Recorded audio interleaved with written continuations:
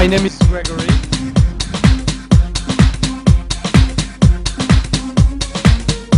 So my name is Frank Roger. Hi, I'm Kerry Chandler and I'm a producer and DJ and just having some fun. Well, my name is JJ.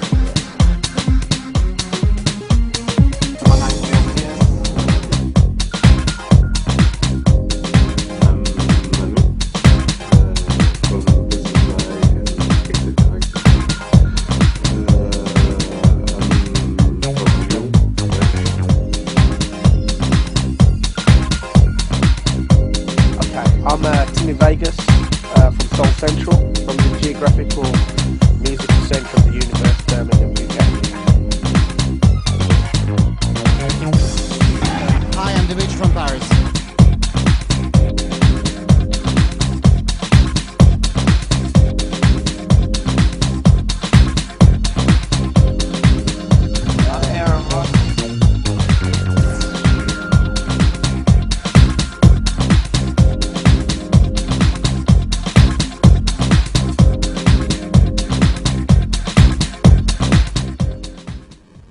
House music, man, it's a way of life. House music itself, the genre itself, it's a culture. This is a lifestyle. Chicago is really the first thing that comes to mind, you know, because I think that's where really where the name came from, you know. House music is just a word coined by a journalist. It's just like dance music to me. I was DJing like about 25 years. And for me, it's only dance music. Whatever makes the people dance is what I play. And, you know, they call it house music to look good, but, you know, I do play house music too. But I don't really mind by the names. It's funny, I was thinking about this, I was talking to somebody about this the other day. I was saying people can get really involved in what they actually think it is and just stop enjoying it. I was actually with Larry Heard last night. And he was saying he was playing in Canada and he had all these people, instead of dancing, they were coming up to him and just asking him all these questions about the way he makes the music and stuff, which he thinks is great, but he wanted to see them dancing. It was a club, it was 3 o'clock in the morning, he was getting into it, and he wanted to see them enjoying it as well. And these guys are, you know, absolute fans, fanatics, so much so that they had to know all the ins and outs, but they were thinking about it too much, and they weren't enjoying it. So to me, house music is just a good time. Too much analysing. Exactly, yeah. I mean, it's great because people love it, and they just want to get more and more and more involved, which is perfect, you know. But it's, at the end of the day, it's fun. It's what people love, and they go out to after a week of work or whatever, and they enjoy themselves too. That's what it is to me. House music is nothing and everything. You know, it's music. It's only music. It's from, for me, it's from electro, rock, hip hop, jazz, soul, till maybe what we say house music with BPM, more punchy, but house music for me it's nothing. It's funny how you sort of fall into the category of saying that it's a lifestyle, and when that sentiment comes around, it most definitely is. It's not something that you grow to like. It's just something that just grabs you. It's hard to explain, man. I can't put it into words. House music, it's just there. You either live it or you don't. You either feel it or you don't. And it sounds cool, but that's just the way it is. It goes back to that old cliche term, house is a feeling. And it's all about the feeling, it's all about the emotion. And you get that when you go to house parties. You have several definitions, but they said house music is a feeling. House music has been described as a feeling. I think it's just the perfect music for dancing all night long, bringing people together. And often in the right clubs, the right DJs and the right people, it can be a beautiful thing.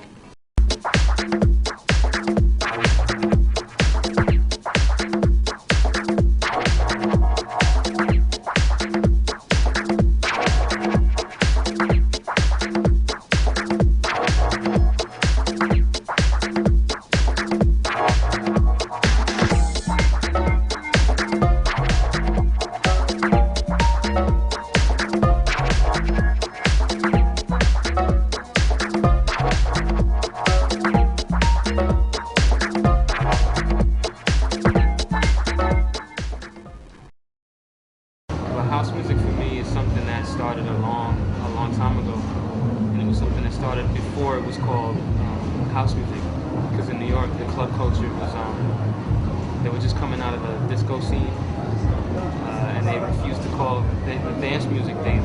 They didn't want to call it disco anymore, so they just called it club music.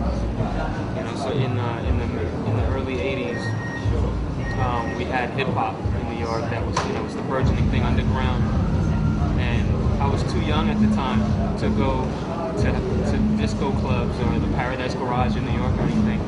So I used to just listen to the hip hop on the radio. And again, it was all mixed with the club music for us at the time. So it was easy for me to go from hip hop to club music, house music. You know, it was.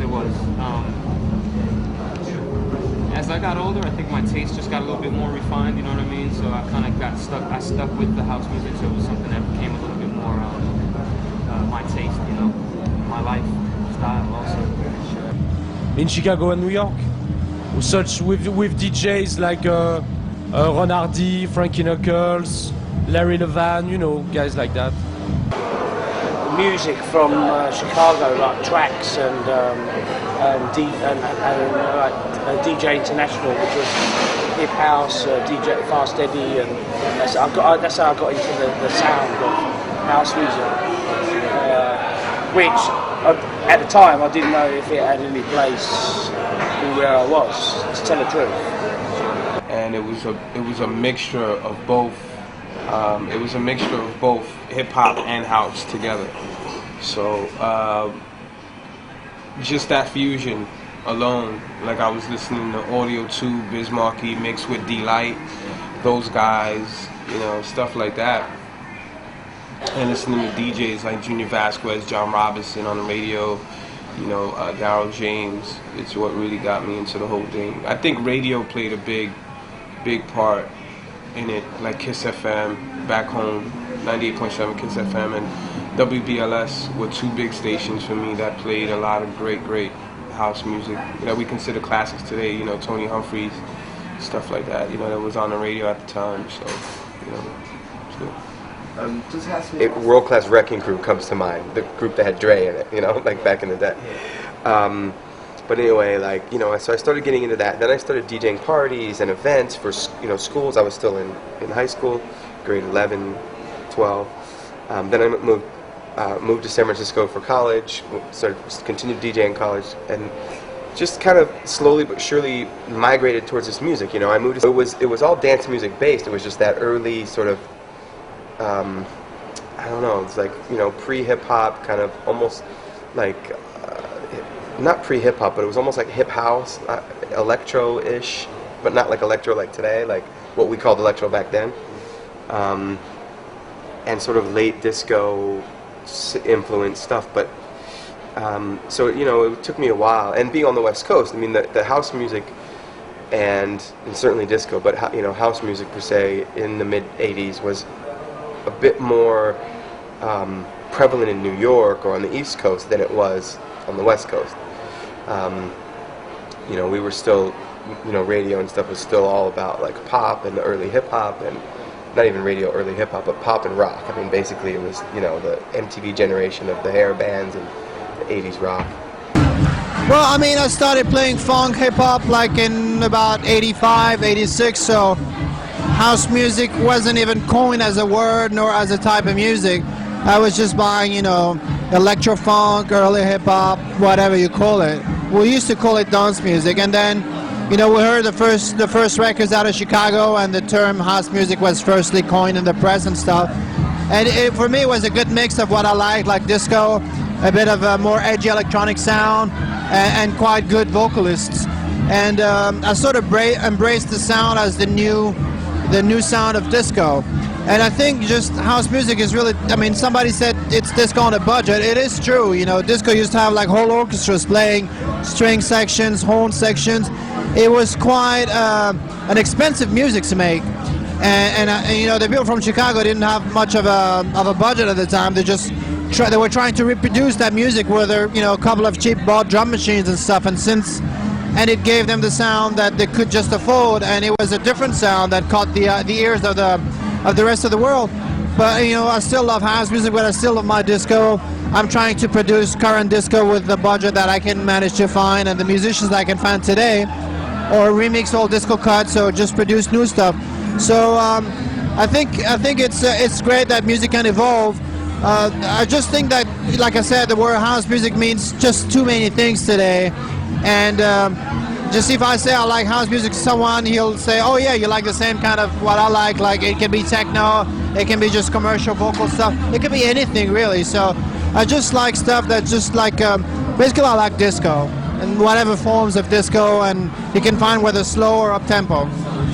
Yeah, it's more like just music. What happened was early on you could play everything, and that's all it's been, and it just kind of did this split into two different genres. Good time for music. It was a good time for the music, good time for the disco, the funk.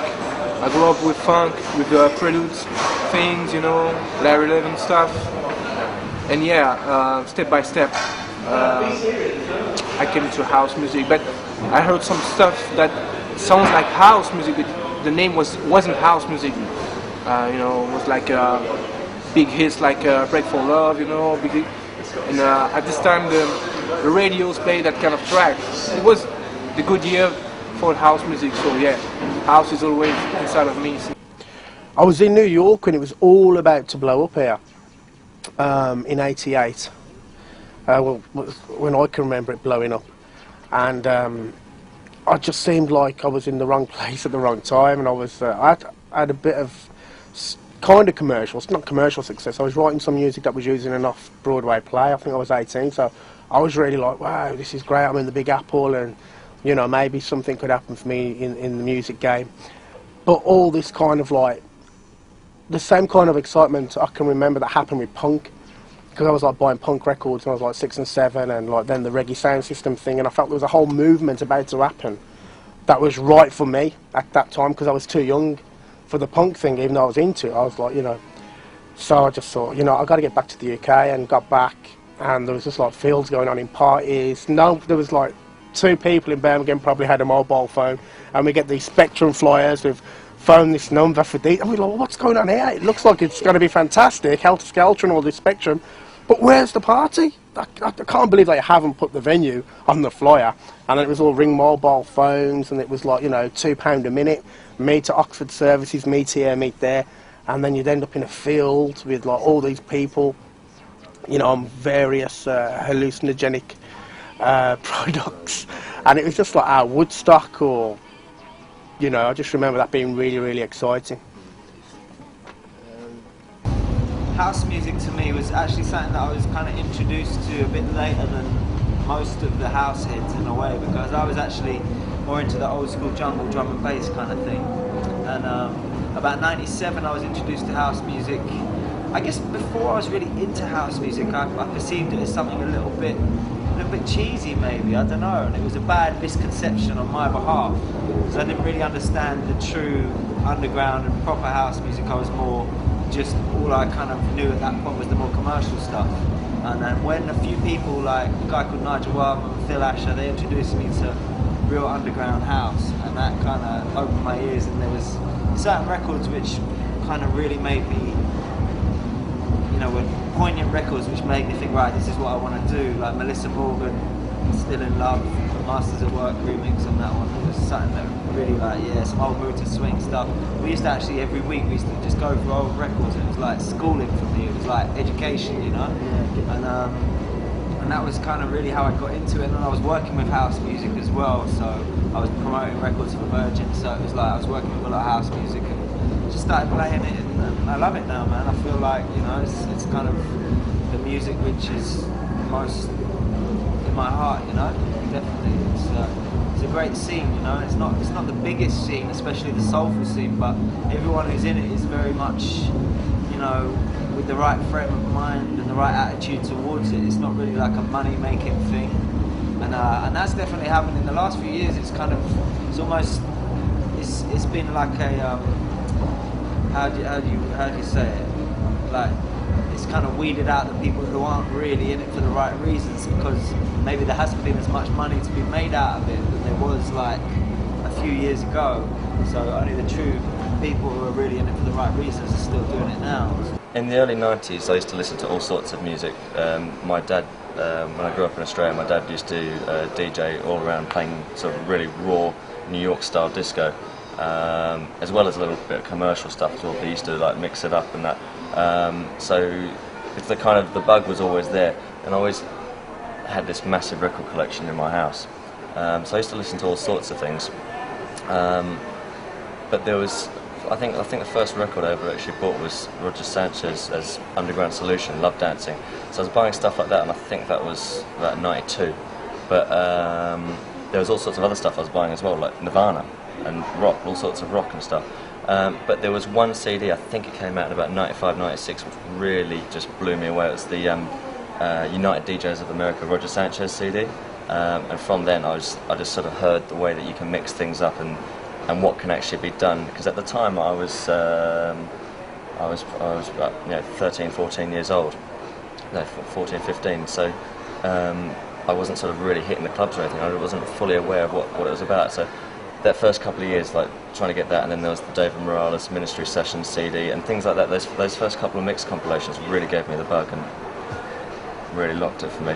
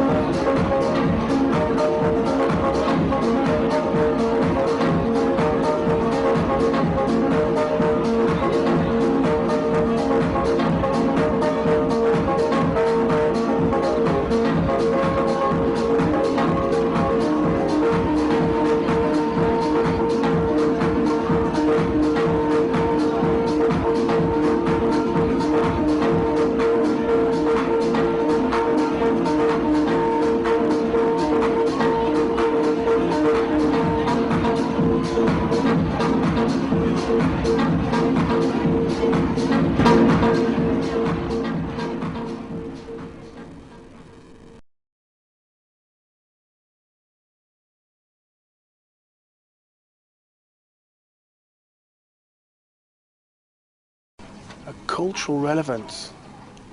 It's funny because I suppose it's like it started off as a black American gay thing, really, or with disco anyway, if I'm right in saying that, and then Chicago and Detroit and New York, but I think the UK, I think we've embraced it and made it our own and put our own slant on it, and you know, all the big American DJs and heroes now, you know, they love coming to the UK and working with UK labels. So, and I think it's part of our social structure here now. I think a lot of people are going out and love clubbing. You know, whether they may not have been into house music and probably just thought it was a noise, but when they go out and get a taste of it and they've worked hard all week, do you know what I mean, slogging away in the office or in the factory or, you know, whatever, and they can just go berserk at the weekend, become somebody else, recharge the batteries, let their hair down, and then get ready for another kind of hard week, you know, back at the mill. So I think it plays a role in our society in a way of, yeah, just going out partying, letting it all hang out, and then thinking, okay, I'm ready to face another week. I think the only cultural relevance is that it breaks down all cultural boundaries. I mean, everybody knows, you know, this house is gay, house is straight, house is black, house is white. In that sense, I guess it has no cultural relevance at all. As far as people's attitudes, yeah, you know, people come to house parties to just rave, have a good time, enjoy themselves. It's not about what you're wearing, who you are, any of that crap, you know. All it's about is coming out, having a good time, dancing and being into the music. It's not about the bling, it's just about being you. And you ask any DJ from around the world, they love playing in London. Most of them, you know, give their right arm to play in London. Obviously you get all the big DJs, Louis Vega, Tony Humphries, but the next guys down, that's where they want to be playing. You know, London's had a massive impact, probably more so than any other place in the world on this music, you know, so yeah, CD. Well, both, but CD definitely when travelling. I'll always bring a few old classics out of me when I'm playing, as you'll see tonight.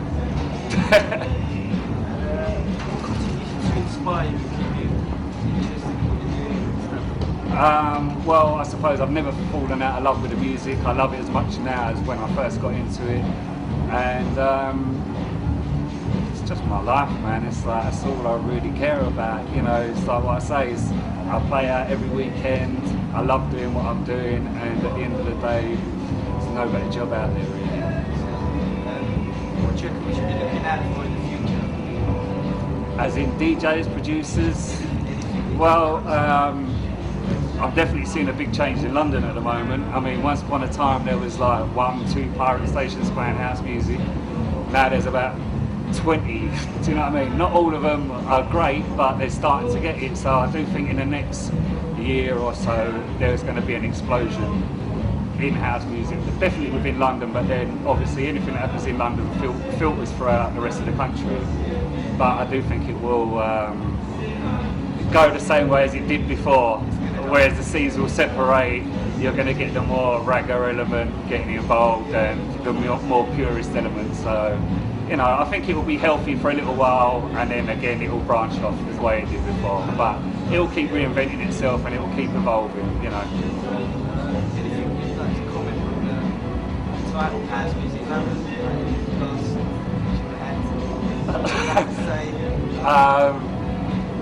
Yeah, pay me more money for one of this. London's in the house. You know, when you say house music is your life, but why, what is it about house music? Look at Calder. Right, sorry. What is it about, like, to say someone who don't know fuck all about house music, and like, what is it that's, like, say, oh, this is a drug infested. Well, it's one of those ones where before I was into house, I was into soul music, into rare groove, into a bit of reggae, you know. And when I first discovered house, it was about the feeling. There's that cliche saying, house is a feeling, but the first time you walk into a house rave, and if it's a decent one, you'll know what I'm talking about. You walk in and everybody's at one, and it is a feeling. It's not, you know what I mean, there's no pretentiousness, there's no bullshit, it's just a feeling, you know, and you've got to be there to experience it. It's hard to put into words, but, you know, it's just a feeling. It's something that, from you take it on board, it is like a drug in itself. It's very hard to, you know, let go of that feeling of unity and how we are at the scene. Also, at London, New York, or anything to me, at the end of the day, a good DJ is a good DJ. You know, I love the London scene, but I love it if I go to New York. I love it if I go to Rome or Ibiza or wherever, you know. But we have got our own special little thing over here, which I embrace. Relevance is it's kind of hard because where hip hop is today is nowhere near what house is right now. You know, we don't go to clubs. There's not. You look at the ratio between a fight starting in a hip hop club and a fight starting in a house club. You can't compare it. You can't really compare it musically. I don't think you can compare it either. I think it's somewhat. In the beginning, it was somewhat similar. I think right now it's not as similar as it should be. I mean, there's real hip hop, and then there's hip hop, radio hip hop. You know, it's just a whole big argument. But if it was up to me, I can't say as far as the hip hop that's on the radio compared to what we're doing. No, if I have to say underground hip hop could compare to, you know, house music. Probably, I'd say slightly. I wouldn't say as much. It's more music now involved with house music now than where it used to be before, where it was more simple. You know what I mean? But you know, I don't think there's a relevance really. It does. I think it did more in the beginning stages. Similar to hip hop, you know, because hip hop at the time was something that was more. Sort of anti-establishment, you know, and you know, rebelling against what was going on in the environment, culturally rather. And house music was something where it was more of an expression for the people who felt they were repressed. You know, they couldn't get out to the clubs and be themselves. So I think those are the roots and the foundations of house music, and and culturally speaking, yeah, I think it has almost as much of a cultural relevance as hip hop does, you know, just on a different level. I think it does. It's hard though, because I think it's missing a decent element of that because of the anonymity of the music. You know, hip hop is all about artists and albums, and dance music is all about singles and tracks and the dubs. You know, for the most part. I mean, you know, certainly there's songs, but it's, you know, there's the anonymity of house music that lends itself to the sort of less exposure and maybe less relevance. But it's, the thing about it is that to the people that know it and love it, its relevance in their life is significant. You know, it's like people can be evangelical about this music, you know, with the fans that are out there and the punchers and the people that love it and that go out and that enjoy it and that dance and have fun, look forward to it, you know, search it out, listen to it. It's something that people take to, and I think that it's got to have some significance. I mean, if anything, its impact on the world as a whole has helped people, you know, when you're surrounding yourself with positive music and going out to places that are playing positive music and you enjoy it and you are aligning yourself to it, and you're going to probably feel a little more positive, and so maybe your impact on the world will be a little more positive. As you carry yourself throughout the day, you'll be singing along to a song rather than, you know, feeling angry and aggressive from some song, a different style of music or whatever. So I think its impact is there. I mean, is it documented? I don't know. I don't think so. I mean, you know, hip-hop as a culture, as the support of radio, the media, specifically, you know, videos, MTV, and radio being second. That's, you know, there's more cultural significance in that, in the sense of people wanting to emulate the style of the clothing, people wanting to emulate the style of the dress, the talk, how they, whatever, you know, like what they're doing, what they're driving, you know, all that. You know, because it can drive it home through the media. You know, on a large scale, is house music have cultural significance? I don't know. I mean, to house music community, yes, it does. But it's, again, it goes back to the positive nature of the music. It's about being inclusive, and it's like, you know, I play these places and I see these mix of people in the crowd. It's not this homogenous group of one style. Whether, you know, I mean, there's people that are, you know, older and younger and everything in between, and people that look a certain way and that look different, and they're all down there having a good time together. It's not the type of thing that, you know, lends itself to be alienating or you know, discriminating. I mean, it's pretty much like, you know, hey, we're here, you know, come enjoy it with us, is the mentality. And I think that's something that, you know, people take seriously, and it has an impact on their lives. But I think because it's that free, I don't know if it's necessarily something that has this big cultural impact. I mean, the music is not necessarily political. It's, you know, I mean, and there's a lot more political styles of music out there. There's, you know, it's just about, you know, letting loose and having fun and forgetting about the politics for a while, for a couple hours.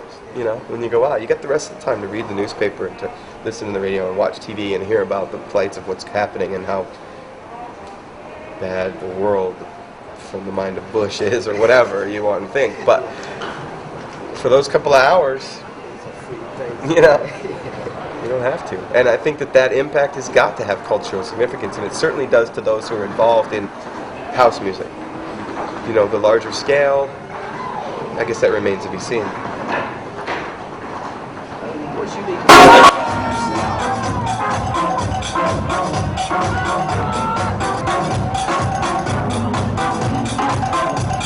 So anyway, I mean, I just, you know, I slowly but surely made my way to house music, and, you know, was continually DJing in clubs and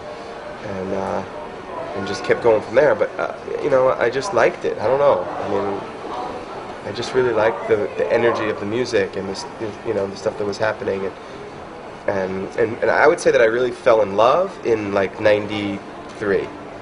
About '93, from '93 to '95 is when I fell in love with house music. And you know, when you know, there was songs and music and production. You know, the stuff back then was really intricately well produced and not just thrown together like some stuff can be today. and you know, I just stayed with it, and I love it. I mean, I think the underlying message to house music is that kind of what I described, in that it's a very fun, happy, uplifting type of music. It's, you know, it's like, to me, a lot of it, especially the stuff that I produce, it's up-tempo love songs. I mean, it's up-tempo R&B. It's danceable R&B. It's, you know, with positive things. You know, sometimes the lyrics are positive, but, you know, dumb, but nonetheless positive. You know, feel it on the dance floor, yeah, whatever. You know, whatever. It's still like a positive message. You know. And I think that that's the underlying thing, is it's like, you know, like, this is a music to enjoy, to sort of uplift your soul, to, you know, to help you forget about the troubles and tribulations of your life. And, you know, it's not like a genre of music that, you know, talks about the, you know, like hip-hop, you know, it's, you know, documenting inner city plights and stuff, and people can relate to that. It's more about like people relating to the possibility of finding love and happiness and enjoying and feeling free, and you know, so it's about a different direction of people. It's about them relating to what's possible rather than relating to where they are, and I think that that's, you know, one of the appeals of it. You know, certainly from the people that use those words, like, I'm glad I found it, I'm glad I discovered it, you know, that's the impact it seems to have on people, is that, you know, it's something that can bring them that release or excitement or love, and just free and just have fun, and it's positive. I mean, it's like this rarely. The vocalist in house music come from a gospel church background, so that's kind of sometimes subliminally in the music, so people, there's good messages being sent out lyrically in the songs, and just the vibe and the musicality of a lot of it is quite uplifting and soulful. So it's not, you know, I say the message that's there is a positive message, and it's not like an angry thing. It's something that's kind of like a unified unity kind of thing, where it's like, you know, certain people doing house music and producing, singing house songs, and they're doing it in a way where they're projecting that kind of unity thing between the scene and house music, and that's been there for years. You know, you listen to a lot of the old records, listen to the lyrics, and there's a lot of people talking about the kind of the vibe and the unity of house music. So I think that's the main message which is sent out with it, is a positive thing, like I said. Uplifting, you know, it's always been a message of positivity, you know, and really just happiness, you know. You know, I think they've mixed it up over the years with a couple of different references and sounds and things, yeah. So, but I mean, you know, overall, it's always more about partying and feeling good, you know. That's right. Yeah. There's so many different doors in this genre. That's why I kind of love it, because, you know, it's never really standing still. There's so many different styles. You know, it all depends what you're listening to. You know, there's a message in everybody's music. You know, it's just who you're listening to right now. You know, I think there is. You know, a lot of times when I make records, there's a message in it. So.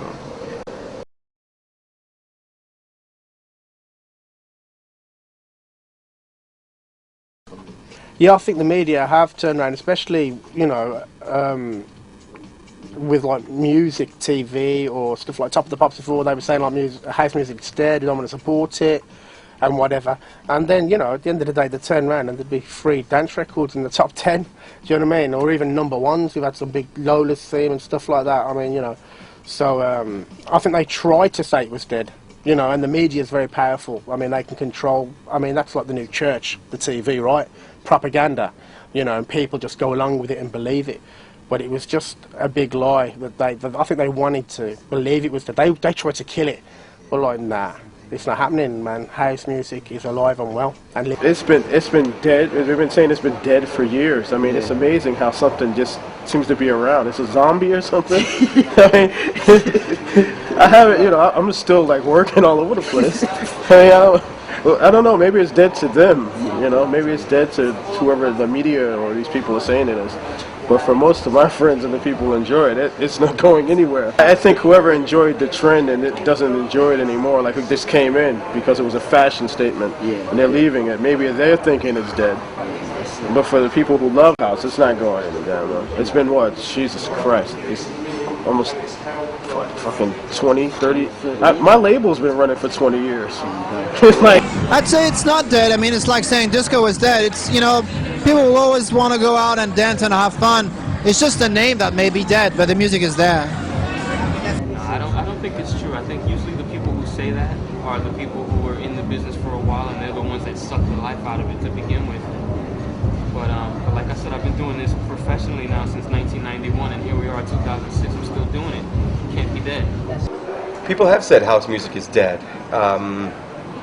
It's funny. House music vinyl sales is pretty much dead, and dying quickly, barely holding on. House music as a genre of music that people enjoy, I don't see any signs of it being dead. If anything, the same thing that has caused vinyl sales to drop is the same thing that's built more fans. You know, the gigs that I'm doing and my friends are doing are getting better and better and bigger and bigger and more fun, you know, through the years. But meanwhile, the vinyl sales have dropped. You know, back in the day, there was people that didn't DJ, that loved this music, that went to record stores and owned one turntable, and that played their music, and, you know, and that was that. Now they don't have to do that. So the average, you know, the majority of the DJs that make up the charts and that, you know, travel the world, you know, 80% of the music they're getting for free. Promos from other producers, from labels that they've worked with, mixed CDs for. I mean, you know, they're getting that stuff. So those people aren't really buying it. The DJs that are up and coming that, you know, are, you know, a bit newer at it, just starting to get into production, just starting to DJ, starting to travel a little bit, they're buying it. And that's where the records still stay. You know, we're still selling 1,000 to 2,000 to those people. The fans are getting it elsewhere. The dance scene is dead. Wow, where have I not heard that before? You tell me, man. I don't know. I laugh when people say that. I don't know. To answer that question, just let the people say that it's dead. You know, I don't know. I'm just so tired of people saying it's dead and it's dead. Yet the same people who say it's dead, you see them having a drink at the party that you're doing. Those are the type of people you just gotta leave alone. You know. I don't worry about that question. I say it's alive. I say it's gonna be big.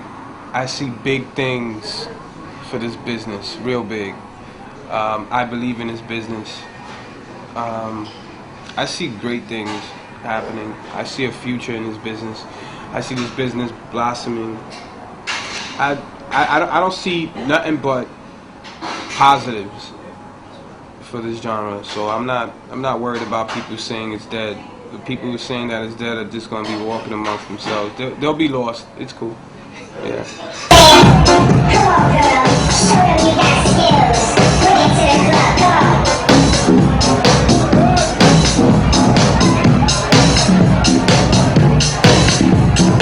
Who's Mr. G? Who's that Alvarez? Yo, channel music. Yeah, alright. That's whack. I only like this one record that they did. It's called The Monk. That's the only thing I like. Yeah, it sounds like this. I like it, yo. It's cool. That's the only thing. Yeah, I'm eating. Come on. We're gonna do a song that you never heard before, that you never tried before, that you never felt before. We're gonna do a song that you never heard before, that you never tried before, that you never. I think that technology is a good thing. To be honest with you, house music is really based around technology because it was like the punk thing got rid of all the guitar heroes and that, and it didn't matter if you could play or not. It was just about making a noise and energy. And then with the electronic keyboards that come along, like, you know, the 101, the you know, which Acid House is made from, it was kind of making musicians redundant, and any kid in his bedroom could get a drum machine and a sampler and start twiddling knobs and playing around. And this is how this kind of music, you know, organically kind of grew from just experimenting with these new pieces of equipment that were being released. I think you'll always find that, and you can hear the changes in the music. Do you know what I mean? what keyboards are coming out, what software's coming out, how the technology's changing. You know, samplers were kind of getting replaced with you know, hard drives and recording audio and manipulating audio that way. And now with the plugins and software and that, it plays a very important role. I think the MP3 thing is a good thing, as long as people don't continue to illegally download, because the musicians and the producers and the artists are suffering. You know, greatly record sales are down and that. But I mean, CDs have, I never thought to the day this would happen, but now I can't imagine a world without CDJs and CDs. It's so much easier, you know, especially if you're a producer, because you don't have to cut dub plates anymore at 30, 50 quid a time. You know, you just put your CD in, bang, you got your fresh tracks, you got your re-edits, you know, you can test them out on the crowd. You haven't got big bags to lug around with vinyl and all that kind of headache. So it's having a positive effect, but we've got to stop the illegal downloading. Support the artists. Send all your money and checks to this number. You're going to put a number up there, right? Yeah. Okay. I think it's cool. I think it's something we all need to adjust to. I think it's something that we can't put away. It's something that we all have to accept. It's the future. It's funny because we all want easy. Everyone wants easy. Everyone wants life easy. They want money to come easy. They want to live easy. You know, going digital, it's bound to happen. You know, when the future happens, some people will stay behind. Some people will roll with what it is. You know, some people will like it. Some people won't. I don't know. For me, it's you got to take it for what it is. You have to adjust to change. You know, it's part of the way of life. It's part of your cycle. It's what you do. You know, you don't stay young forever. You know, you have to change. So you have to go with what's hot right now. You know, so I don't have a problem with it whatsoever. You know, I'm pretty sure there are problems now which will be fixed soon. Everyone's suffering because of digital downloading. Everyone. I'm not just talking about indie labels. I'm talking about major labels as well. You know, it's something that we're all going to have to adjust to, you know, but it's something that's not avoidable, you know. Well, I don't know, you know, it's a hard one, man. It's like, there's two arguments to that story, really. It's good in some ways because it means that certain people who couldn't buy vinyl, who haven't got access to record stores, can buy, download tracks. But those people are also swapping tracks with their friends, and like you get DJs who used to be the people who keep the scene alive because they'd be out buying records every week and they'd be spending £100 a week on records. Those DJs are now swapping MP3s with their mates, so they're not buying records anymore. So unwittingly, they're actually helping the decline of the scene in the sense of record sales. So in that sense, it's kind of bad. But this year, I'm feeling a lot more people are being good with kind of not swapping MP3s. And I think a lot more labels and producers aren't giving out records too early, so they're only going to be out on MP3 like a week or 2 weeks before the vinyl release, so you still got a good balance of vinyl sales and MP3 downloads. But you know, really, that whole thing, I see it really making, you know, 5 years from now, I think it'll 98% is going to be digital. Everyone's going to be, it's going to be files, downloads. I mean, but there'll always be that physical thing of having a record and having a sleeve that I think people will miss. And then maybe what will happen in 10 years from now, there'll be like a resurgence and vinyl will come back round and it'll be like, you'll want that physical entity, you know, because everything will just be a file and it's like, you haven't actually got anything there. It's just like a bit of information. Do you know what I mean? So I think we'll see, I don't know. It's one of those things you can never tell how it's going to go, really. There might be a new format that comes out or something like that, man. You know, that new media, the internet, you know, MP3s and the quality of that has made the music open up to a wider range of people, but it's diminished the record sales. So if you look at what's selling vinyl, you talk to a distributor or all the record shops going out of business, you think house music is dead. So I can see where the mentality of that comes from, you know, but the music is more relevant and more out there and more available now than it was before, and there's more fans of it as well. You know, the fan base is growing. The sales aren't. You know, I mean, I think CD sales have definitely still been doing good, albeit a lot lower than they were 5 years ago, 6 years ago, but they're still, you know, they're still holding on, but vinyl is, you know, it's pretty much, you know, paled in comparison. And that media has also affected has affected the music in another way, in that the software and computer speeds and the quality that people can do. I mean, you know, you can buy a new Macintosh and get, you know, GarageBand on it, and make your songs, you know, in it, with prepackaged loops and riffs and, you know, all the parts you need to make a record. And, you know, I mean, that's sort of like the lower end of the scheme, but, you know, there's all kinds of software packages that have made the technology grow, the tips and tricks grow, the way that people are using it, you know, has grown. At the same time, it's allowed for a lot more people to enter it as a hobby, to just have fun, which is a good thing. I think it's just everything takes evolution, and everything goes to the next phase. I think the thing is, it's like it's getting out.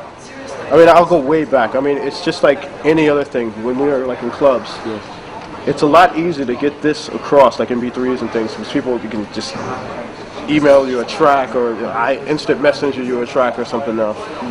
The thing is, way back, we used to just use reel-to-reels to play on. After that, it was like cassettes with pictures, you know. CD decks just started coming out, you know. There's things, I mean, it didn't matter what it was. If we could play it, we'd play it at a club. And all of us used to get acetates. So it's pretty much the same kind of thing. Only difference is it's so much easier now to just buy like 100 pack of CDs and, you know, throw them out. In ways it's good, and in ways it's bad, because it's like you get flooded with so much stuff you can barely listen. Yeah, sure. But at the same time, it's really interesting to see where the media actually goes. I think it's at the stage now where no one knows how to control it, but when they do, it's going to be an insane thing. When they figure that part out, anyway. You know, even starting off, when I did some of my first productions, which I think is still really, really cool, like my Get It Off and all of these other things. When I originally did those, it was just a sequence on a 4-track. You know, that's all I had at the time. Yeah. You know, and that's like my biggest songs. I think it's a matter of who's involved and who's actually putting the production down with it. I mean, if you're going to have somebody just coming in initially and just like put some stuff down, I always call it scrapple. Yeah. You know, that's what it sounds like. If you don't, you know, if you're just trying out and you want to play your own tracks out, great. You know, if you want to do your own thing, do it. But if it works for like who it is, I mean, for musicians, it's wonderful. You can put a whole layout in. You can, you know, it doesn't take as much time as it used to. You don't have to sit there and stripe an entire tape and, you know, go back and record everything on a multi-track. It takes away from the live element, I found. And, you know, a lot of these things that, you know, it's really, the other thing I've noticed, it's a lot easier. And it's a lot simpler. And a lot, you know, by yourself, you can make a track up. You don't have to deal with nobody. This is that, that. In a way, it takes away from vocals, you know. The hardest thing in the world to do is get a good song and a good vocal and a great arrangement. It's like now all we have now are big breaks. Everything's a fucking break. You know, it's easier to take a loop or make a simple 3-chord thing and break, done. It's a lot simpler. I mean, it's fun, but after a while, it's like it's gonna take away. You know, it's just, you know, no one's gonna be like, oh, it's not. There's no, you know. And there's only like a few people that will make songs and things that actually stick and things that stay around. And and, you know, for every two vocals, there's like 20 tracks. You know, and it's really hard to kind of pick through all of that stuff. And when you're trying to program stuff in the night and DJ with it, it's tough. You know, so then you have to kind of go back and play something else that was a cool vocal before, and you know, it's a weird thing. Yeah, it's really, really, really interesting. There's some cool things that happen, but everybody seems to wait until like Miami to make that stuff. You know, and then it just like maybe later in the year before the new year, you know. So yeah, but until then, it's like you got to kind of hunt and dig and scratch, and you know. What's now makes it easier for kids to make music, so that's a good thing. But some of it, it's not at a level where their music is going to sound as good as other people's, so they're going to be stuck with that thing. As they made a track and it sounds cool when they play it at home and stuff, it sounds nice. Play it in the club next to another track, the DJ's mixing it and that record comes in and it's not going to sound so good.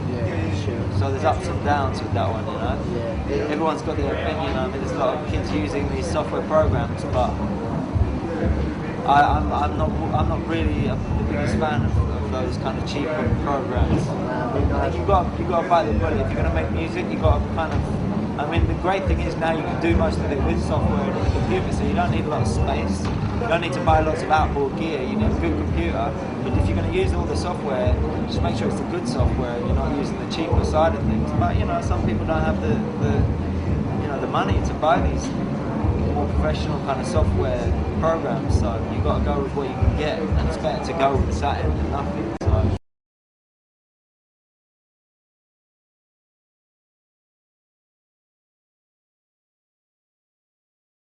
House music, like the original house music from Chicago, wouldn't be known today if London didn't play a huge part in it. I mean, it would have stayed in Chicago if the DJs from London wouldn't bring it here and do the first raves and the first special club parties they would promote 15 years ago. Well, for me, the London scene was something that was it was mythified for us in New York growing up. We heard about, also when I was buying records at the time when I was younger, most of the hottest records that we would buy were all imports coming from the UK, from London. And it was vice versa for us. You see, so for us it was a big deal. London was our big sister, as far as a lot of other things are concerned, also culturally and all that other stuff. So the London house scene, important. Really important. I think they go hand in hand. I don't think we would have had our scene without the London house and vice versa. Always alive here, You can come in '95, you can come today. The club is always packed. You can be in London, you can be in Southport, you can be in Manchester, everywhere. You have the same people that share the same thing, and that's the good thing in UK because people in UK know how to make party first. And this is unfortunately not the same around the world.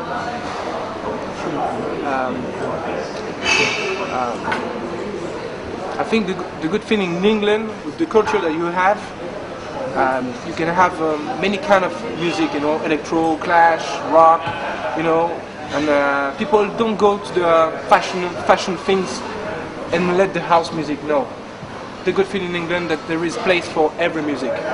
And that's the force of England, that they are really interesting about they are really curious, and that's the good thing. London, I'll tell you what's unique about London, the prices of a round. I'll get these in, I'm in a case, 7 vodka Red Bulls, and if you're up in Birmingham, I tell you what, you've got a few pounds left in your pocket, but London, nah man, Ministry of Sound, Fabric, Soul Heaven, Defected, MN2S, Parties, and others. Sorry if I've left anybody out.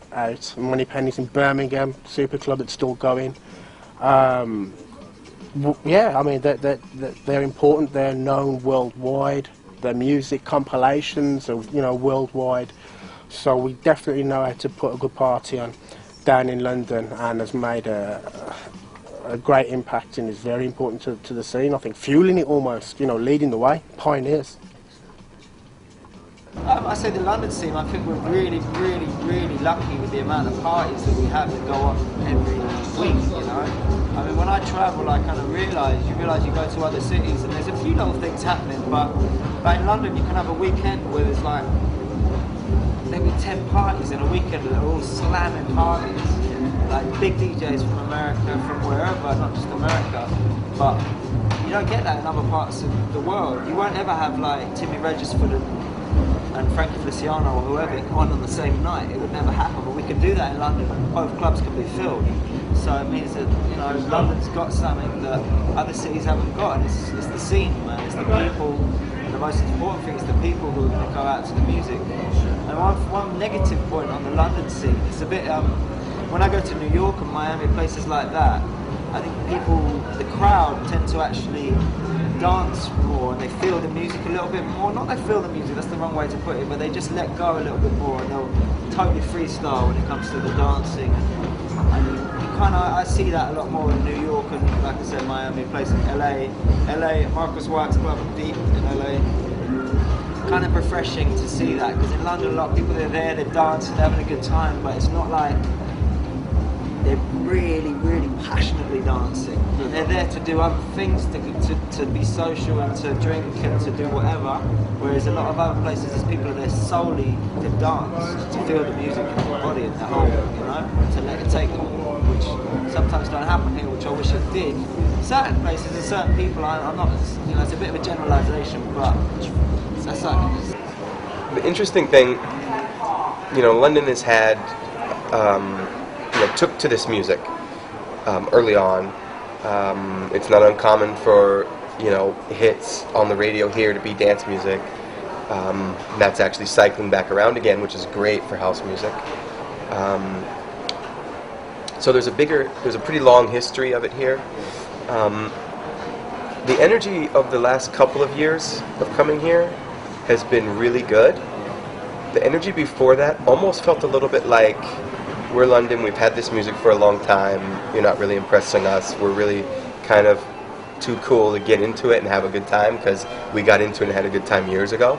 And here we go out and it's house music and stuff, but we're not like, it's not new to us, you know, we're too cool, you know. But lately it's definitely, like last couple of years, it's kind of felt like a, you know, rejuvenating thing, and maybe that's because of the production. Maybe it's because of the music that people are making that's inspiring people, or maybe it's just because, you know, who knows, but the energy's been a lot more like enthusiastic, it seems, you know. I mean, certainly, you know, the fact that this, I mean, there's a lot of people here, there's a lot of good clubs here, there's, you know, a lot of world-renowned clubs here, world-renowned media around dance music here, world-renowned labels out of dance music here. You know, the global dance music industry kind of vibrates here the most.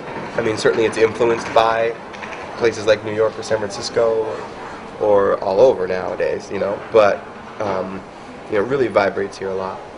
And I think that, you know, over the last couple of years, that energy has also been put back into the people who are going out. But for a while there, I remember saying to people, it's like, yeah, it's kind of, I don't know, it's weird in London. Maybe I was just playing the wrong places, but you know what I mean? It was like, people weren't, like, I'd go to these other places and people would be like, you know, woohoo, and it didn't necessarily have to be a popular song, just a good one. If it was a good song, people responded. And here, it's like, you know, if it's not a popular song, people don't respond. You know. It was. Now it's, like I said, the last couple of years, it's been like on par with some of the best places to play in the world, you know, with a musical sensibility of the people that is beyond most places. The you know, people that know the music and understand the music, and not just the other DJs that are in the crowd, but the people that are there, the girls in particular, that are singing along, that know the music, that understand the music, that like it. I mean, that's on, you know, on a level here that you don't find very many places. You know, the music is more relevant culturally here in London, you know, with it being on advertising and used in advertising, and with, like I said, with some of these hits being mixed in with the R&B and pop hits of the radio days, you know, of your guys' charts and the, you know, the videos and MTV and all that, you know, has more of that in it, and therefore it's, you know, people are more into it here. They're more exposed to it. But the energy lately has been good. You know, and so, you know, it's kind of all those things that make it different. I mean, it's such a rich and vibrant place for this style. It's been here a long time. It really sort of like, you know, yeah, you know, people say it wasn't created here or whatever they want to say about house music in and of itself, but certainly it was made here on a global scale, like embraced here, populated here, marketed well here. You know, for years all the major labels had dance music divisions here. You know. And that was just something that didn't happen in any other place, you know. So the energy for this music is here. It's vibrant, it's alive, and the music industry for this music is here. Pretty much, you know, like New York and LA has hip-hop. When it comes to house music, the house music industry is in London, for the most part, in the UK, you know. It's extremely globally significant. I mean, you know, I hear it from as far away as Australia, where, you know, people over there say, you know, we look to London and to the scene in London and what's happening, and you know, it seems like songs that are big here then will be big there, and then even later will be big in the States. You know, yeah. and even if it's a song that's from the States, but if it gets picked up by a UK label and becomes popular here, it certainly is going to go around the world in a different direction in terms of popularity. It seems like songs, the real big dance music hits in the US of the last 5 to 7 years, the big ones that have become pop, took them 1.5 to 2 years to really get that way in the US. Whereas it was 4 or 5 months in the UK, 6 months in the UK, 8 months in Australia or whatever. Like they can be hits there, and do it. And that that's a big part of the significance, like I described. It is a global significance. The media's here, the labels are here, the magazines are here, and focused here. And those magazines have Spanish versions, but still they started here. We have a strong tradition of just performers coming out of England and being big. I mean, just to start with the Beatles and the Rolling Stones, whether it's not particularly black music or dance oriented, but there is this tradition of people performing in pubs and in clubs here, which I believe is quite unique. And the kids who are DJs today are the spiritual sons of the people who would play in pubs like 20 years ago, and it's sort of coming back full cycle again, where there's a strong rock scene, independent rock music scene now, which is getting big outside of the UK, and the DJs are sort of going back to just playing in the clubs, and so it's just healthy.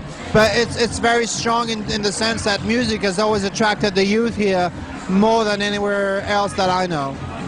In the UK.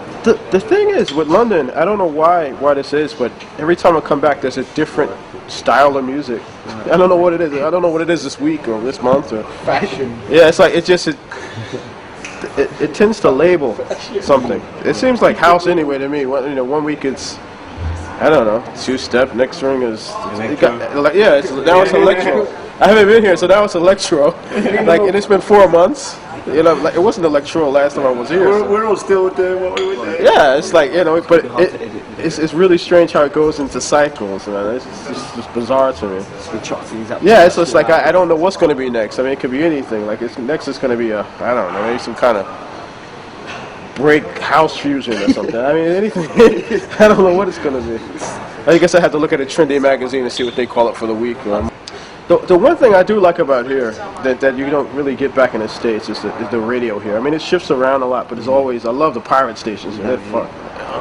Can I say that? Yeah, of course. Yeah, fucking hell. The pirate stations are mad. And that's the one thing I wish we could do home. But they'll come in we go like this the whole time. But if the music is out there, it'll get across somehow over here, and I love that idea of it's just it's underground, but it's gonna surface. So I think we just gotta appreciate what we've got here, because there's a lot of places in the world, like I said, that don't have so many clubs, don't have so many outlets for this music, and I think we've got to appreciate it, and everyone's got to help support it. Go to the clubs, buy the records, download the MP3s legally, and yeah, just enjoy it for what it is, because like I said, sometimes, and like you said, sometimes people take it for granted, and you got to really appreciate it, because it is something special that we've got in London. People like me and you and other DJs coming through, and pirate radio DJs, there's options for them. A lot of people, a lot of places in the world, there's DJs who are on our level and they can't work because there's no clubs. So we've got to appreciate that there's clubs here. Even some of the bigger DJs in their hometown, they don't work. They work everywhere else, but in their hometown, it's kind of it's hard for them to work. So. Reminds you of back home, except they're a bit more open-minded to a lot of things. I'm starting to notice a very big similarity to back home here. I kind of feel back at home, seeing a lot of things that's going on here in London. You know what I'm saying? Come on, girl. Show them you got skills. Bring it to the club. Come on.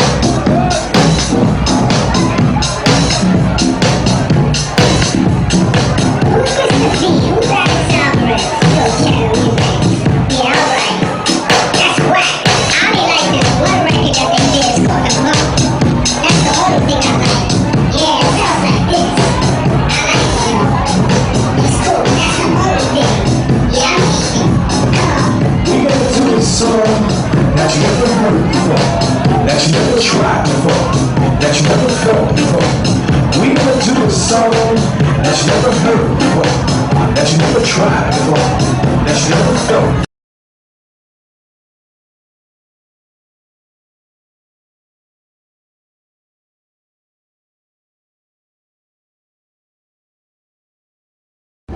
songs, man. Songs always inspire me. Songs it's a big part of the music for me, you know. It's songs are never going to be kind of things that get dated necessarily, and they'll always be the things that be individual with the records. Because you can have a drum program, a drum pattern, and you can have a bass line, and they all can kind of end up sounding the same. But if you've got a song, and it's an original song, then it's going to be unique. So songs inspire me. People, DJs, when I'm playing out and there's people really getting down, it's like that's really inspiring. And yeah, doing the radio show that I do and getting the response and the emails, that's really inspiring to me. And yeah, you know, when there's other DJs playing my records or remixes, that just, you know, it keeps the fire burning. So it's good, man. What inspires me to do music? My son, my wife, my fans, my partner. You know, countless people who love this business. I think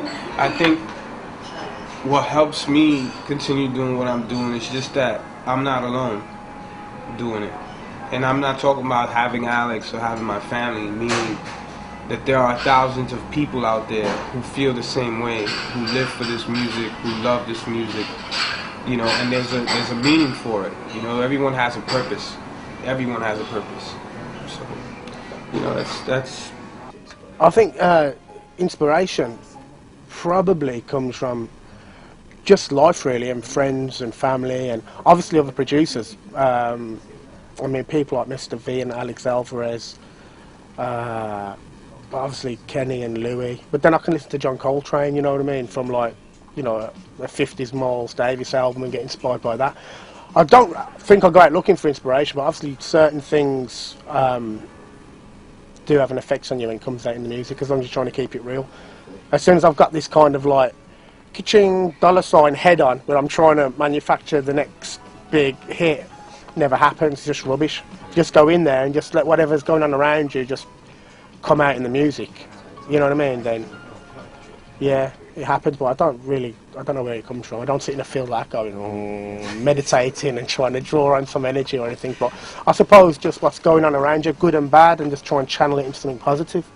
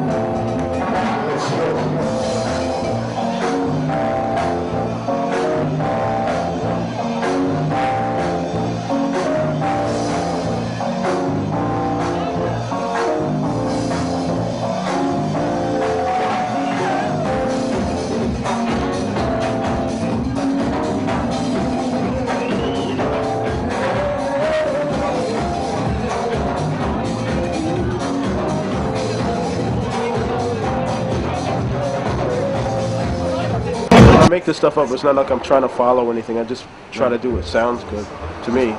And if it works, great. If it doesn't, it's like I still play Inspiration now, and it still gets the same reactions as it did back in '94, '95. You know, so yeah, that's always fun. I think the same thing again with Ben. The first time, everyone always asks me like, how in the hell did I come up with the chord structure? The first time I've ever seen anybody even play it, like come close. This guy here, scared the hell out of me. I turned around, I'm like, oh my god, somebody finally figured out how to play it. Oh, this is weird. And I have a problem with like just weird stuff. I mean, damn, what's the best way to describe it? I build a lot of my stuff, so really, yeah. If I get something and I wanted to do just one extra thing, I'll rip it open and just like, okay, where's my soldering iron? Yeah, like I brought, like on this trip, I wish I would have did it here because it'll work here really well. I wish I would have did it here with the laser thing, which I was telling them, yeah. It's synced up to yours. Yeah, like it syncs up. I could have been doing remixes with the lasers while I was just standing. That's one. And then the other thing was like I can take the other computer out and do all of this, you know. I can mix it in midair and sounds weird, but when I do it, when you actually see it, it's like, oh my God, what's going on? Yeah. It's like one girl, when I did it originally, I used to carry around like this drum module when I did the lasers. That's the first time I really tried it at Cargo. And this girl thought, oh, he's playing a CD. He's not really doing that. No, it's impossible. No. I said, well, go ahead and try it. Cut the beam with your hand. Go ahead. And everybody's playing. The whole band's up. And she just said, bah. The shit went through the club. It was like, Freedom. She said, oh my. She just jumped up. Oh my God. It is for real. It's real. It's real. I was just like, dude. It was funny. It was really funny. No, this is New York, this is London, this is Chicago, this is LA, this is South Africa, this is Greece, this is beyond what anybody believes. This is in every country, you know, rural places, you know, Singapore, Australia. We're all over the place. You know, it's only a matter of time until we're heard, you know, if we're not heard already. But, you know, we're not dead. We're very much alive, you know, so I see good things. This future's gonna be good. So I'm not worried whatsoever.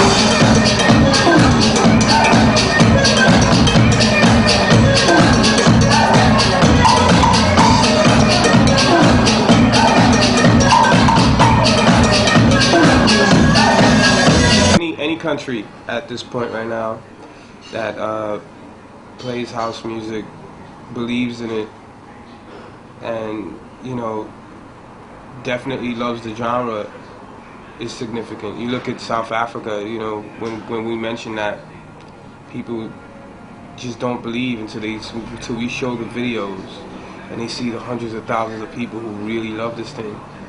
You know, it really brightens up your day and it shows that this thing is growing. You know?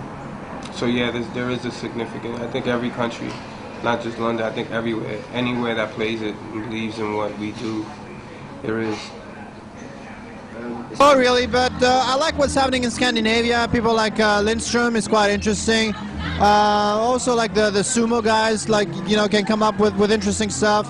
Who else is? I like Danny Wong, who's very particular with his music and very knowledgeable. You know, the good old pioneers like Masters of Work can still deliver some good stuff.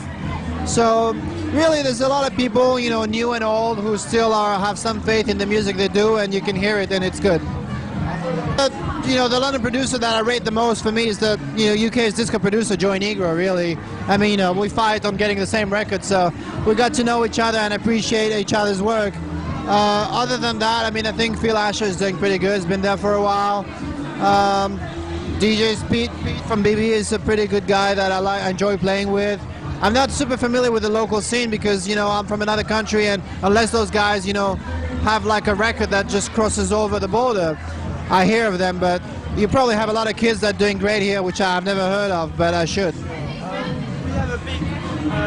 What I can tell you about the track, it's actually, what I've done was anytime I make a track, I put what I've done personally into it. And Baritone is actually a place in Toulouse.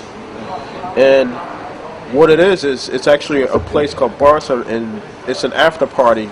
Me, Dennis, and Jovan, and who else was there? It's Blaze. All of us were there in this bar. It was really amazing. And it's a festival called Sunslice, and that's actually what it is, the Sunslice Festival EP. That's actually I just put down the Sunslice EP. And what happened was, right after the festival, we were all outside. You know, it's almost like it's a big event, kind of. But I always we had there's a band from Cuba playing behind me, and we just brought them all down. And Dennis is back there. It was beautiful. And you're watching the sun go down, and then, you know, it's unlike anything I've ever seen. So after all of this stuff is done in the big event, and it was like a big street fair when we were all done, like on the floor. I got to the point where it's like I saw it for a couple of days because I was there. I told them, forget this, take everything off the stage, because I'm a nut. I always try to do something just a little different. I told them, take everything off the stage. Let's go down on the floor with all the people. I like it better that way. It was unreal. Like everybody was just jamming, and everybody would come up and do something, and Josh would start singing, or it was just nuts. So then after this, we had an after party at Baritone. And this is the fun part. This is where every sound I use is actually a sound that I thought of. Every cowbell. Yeah, this is where the cowbell thing comes in. This is where it gets really funny. Everyone can tell a mile up. This is where it gets really, really, really strange. Because I really don't like cowbells. I don't. I don't like cowbells, and it's just like it's an inside joke kind of between me and Dennis, right? But what happened was, in Baritone, there's a couple of decks. You know, the place isn't that big, but it's not that small either. It kind of just goes off into different corridors. It was packed after this thing because everybody knew we were coming back to the after party. And honest to God, there was a cowbell in there. And there's a microphone, 2 turntables, a mixer, and this cowbell. And there's 1 drumstick, right? So we're just like Dennis's thing is called a drumstick, a light fixture, maybe a cowbell or something. All of that is a real meaning. What happened was there's this cowbell, you know, somebody's holding a microphone, and me and Dennis are trying to outdo each other with this fucking cowbell. Like, ding, ding, ding, ding, ding. He'd do a solo, he'd hold the cowbell, and I'm like, nah, you're weak. Flip it around. You know, we're beating on this cowbell. Everybody's going, yeah. So me and Dennis are trying to outdo each other with this fucking cowbell with 1 drumstick. You know, just right. So Dennis does one better because you know when we're together, we're just crazy, just really fucking crazy. So he stands up on the bar table. And there's a light, like a lamp fixture. And it's like glass. And it starts going, ding, ding, ding, ding, ding, ding. You know, somebody's holding the mic up to it. They actually have pictures of this thing. So the crowd's like, yeah. I'm like, okay, you got me, you bastard. And I'm looking at him like, I said, how is this thing? I mean, he's banging on this shit hard, like, you know, with this drumstick. And I'm thinking to myself, why isn't this goddamn thing breaking? It's going to break. I said, he's crazy. He must be drunk or something. This shit just... There's a part in Baritone where it goes, psh. The shit, he hit it one time. The light's on, right? He hit the thing. The damn thing exploded all over the bar. Just like, psh. Yeah. But everyone's like, yeah. I was like, Jesus Christ, what kind of place is this? You know, but that's what it was. It's just a wave of people up and down, and all the sounds in the baritone, like, you know, even with the crashing beat up thing and all. That's what the song meant to me. Every sound has a sense of something. Did you do that song just times that your sound's dated? It's disco dated. It's funk dated. I think that. I mean, people enjoy what they enjoy. I can't kick them. I think the worst thing in the world is for somebody not to make their own mind up about their own sound, or a sound. I'm not going to kick anything as long as it sounds good. I got a good track coming out on Milk and Two Sugars called Dirty Funk. We Can Do with the vocal that Barbara took upon, who's a fantastic person, and wonderful singer. I'm very privileged to, you know, work with her, one of my heroes. As we speak, I'm in the studio with Aaron Ross and Tony Economides, mixing down a track I've called Intensity that I've done as Soul Central with my partner Andy Ward, who couldn't be with us. He's living in Spain in the lap of luxury. And that's coming out on Soul Heaven Records. Again, great to be associated with a quality setup like Soul Heaven. So a few things, trying to keep busy. See if that will go back to window cleaning. And I don't like heights. I can only clean the downstairs windows. And you don't get... My round is really small, man. I had about 4 people that took pity on me. Don't forget, check me out on MySpace, www.myspace.com/DJMRV, or you can see me soulchannel.com. Holla at your boy. Have you heard of Cosmic House yet? What is that? Cosmic House. No, is that for real? I don't know. It's probably going to be like that, some kind of thing with no beat and just sounds like house. Bunch of keyboard sounds with no drums or something crazy. I thought someone was winding Cosmic and just some one key note. Just see, and that's it. Yeah.